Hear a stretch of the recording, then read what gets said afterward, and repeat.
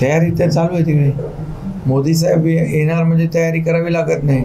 हे पब्लिक जनता त्यांच्यासाठी आतुरलेली असते.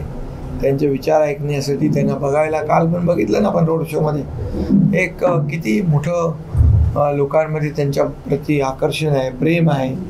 आणि ते देशातले नाही तर जगातले सगळ्यात लोकप्रिय नेते म्हणून त्यांची ओळख आहे.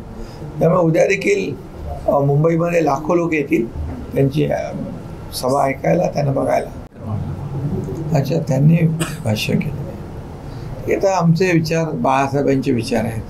आमची शिवसेना बाळासाहेबांच्या विचाराची शिवसेना आहे. त्यामुळे जी काही आयडिओलॉजी आमची आहे, शिवसेना भाजप म्हणून जी वैचारिक भूमिका आम्ही घेतलेली आहे आणि त्या वैचारिक भूमिकेनुसार बाळासाहेबांचे विचार घेऊन आम्ही सरकार स्थापन केले.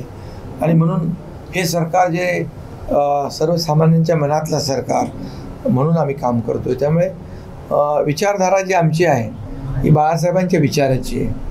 आणि आता त्यांची विचारधारा जी आहे ती आता जे सावरकरांची बदनामी करतात, सावरकरांची बदनामी त्यांना चालते.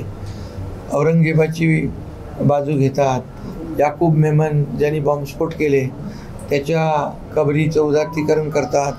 त्यांच्या रॅलीमध्ये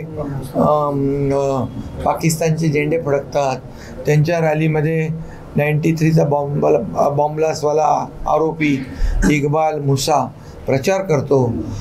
त्यांच्यासोबत फारुख अब्दुल्ला बसतात.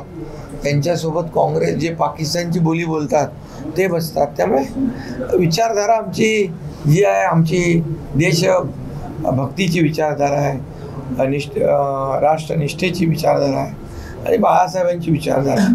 त्यामुळे शिवसेना आणि भाजपा आमची विचारधारा एक आहे.